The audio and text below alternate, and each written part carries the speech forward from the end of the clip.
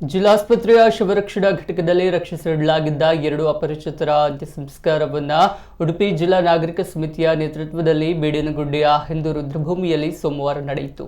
ಇದು ನಾಗರಿಕ ಸಮಿತಿಯು ನಡೆಸಿರುವ 251ನೇ ಅನಾಥ ಶವಗಳ ಅಂತ್ಯ ಸಂಸ್ಕಾರವಾಗಿದೆ. ನಾಗರಿಕ ಸಮಿತಿಯ ಸಂಚಾಲಕ ನಿತ್ಯಾನಂದ ಒಳಕಾಡ್ ಅವರು ತಿಂಗಳ ಹಿಂದೆ ಪೇಜಾವರ ಮಠದ ಜುಗ್ಲಿಯಲ್ಲಿ ಪ್ರಜ್ಞಾಹೀನ ಸ್ಥಿತಿಯಲ್ಲಿದ್ದ ಅಪರಿಚಿತ ಮಹಿಳೆಯನ್ನ ಹಾಗೆ ಸಿಟಿ ಬಸ್ ನಿಲ್ದಾಣದಲ್ಲಿ ಗಂಭೀರ ಸ್ಥಿತಿಯಲ್ಲಿದ್ದ ಅಪರಿಚಿತ ವ್ಯಕ್ತಿಯೊಬ್ಬನನ್ನ ಜಿಲ್ಲಾಸ್ಪತ್ರೆಗೆ ಸಾಗಿಸಿದ್ರು. ಇಬ್ಬರು ಚಿಕಿತ್ಸೆಗೆ ಸ್ಪಂದಿಸದೆ ಮೃತಪಟ್ಟಿದ್ರು. ವಾರಸುದಾರರ ಬರುವಿಕೆಗಾಗಿ 2 ಶವಗಳನ್ನ ಜಿಲ್ಲಾಸ್ಪತ್ರೆಯ ಶವಾಗಾರದಲ್ಲಿ ರಕ್ಷಿಸಿಡಲಾಗಿತ್ತು. ದಿನ ಕಳೆದರೂ ಮೃತರ ವಾರಸುದಾರರು ಸಂಪರ್ಕಿಸದೇ ಇರುವುದರಿಂದ ಕಾನೂನಿನಂತೆ ಗೌರವಯುತವಾಗಿ ದಫನ ನಡೆಸಲಾಯಿತು. ನಗರ ಪೊಲೀಸ್ ಠಾಣೆಯ ಎಸ್ಐ ವಿಜಯ್, ತನಿಖಾ ಸಹಾಯಕಿ ಸುಷ್ಮಾ, ಸಿಬ್ಬಂದಿ ಗಂಗರಾಜು ಸಮಕ್ಷಮದಲ್ಲಿ ದಫನ ಕಾರ್ಯ ನಡೆಯಿತು.